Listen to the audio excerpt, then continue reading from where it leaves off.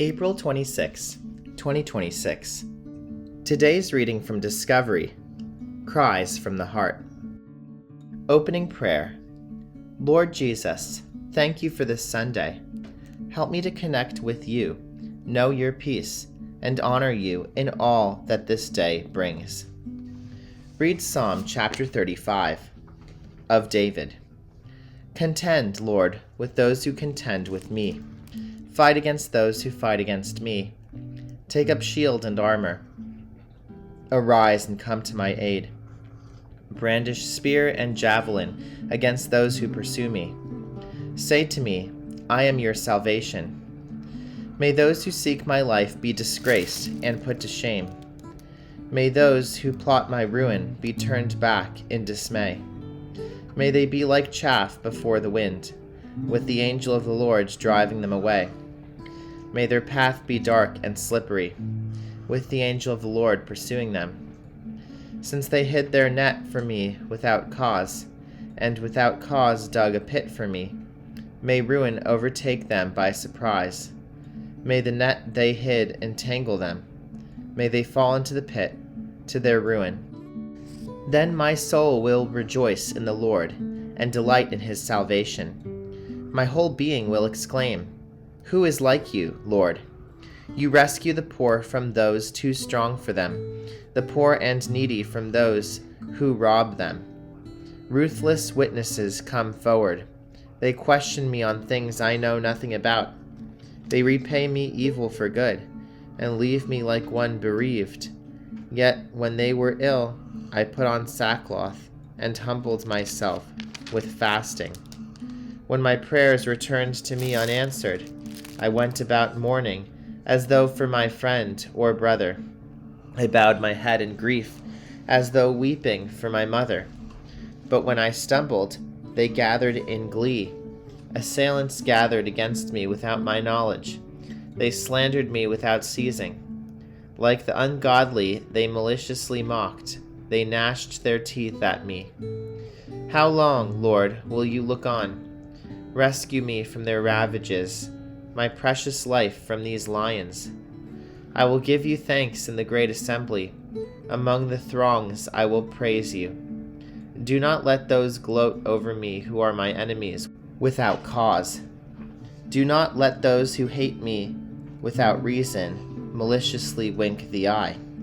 They do not speak peaceably, but devise false accusations against those who live quietly in the land.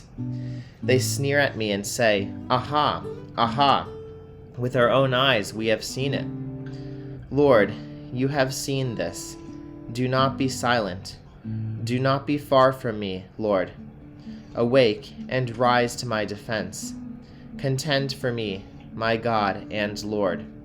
Vindicate me in your righteousness, Lord my God. Do not let them gloat over me. Do not let them think, Aha, just what we wanted, or say, We have swallowed him up. May all who gloat over my distress be put to shame and confusion.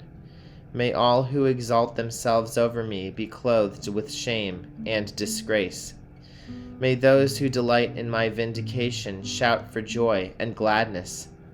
May they always say, The Lord be exalted, who delights in the well-being of his servant.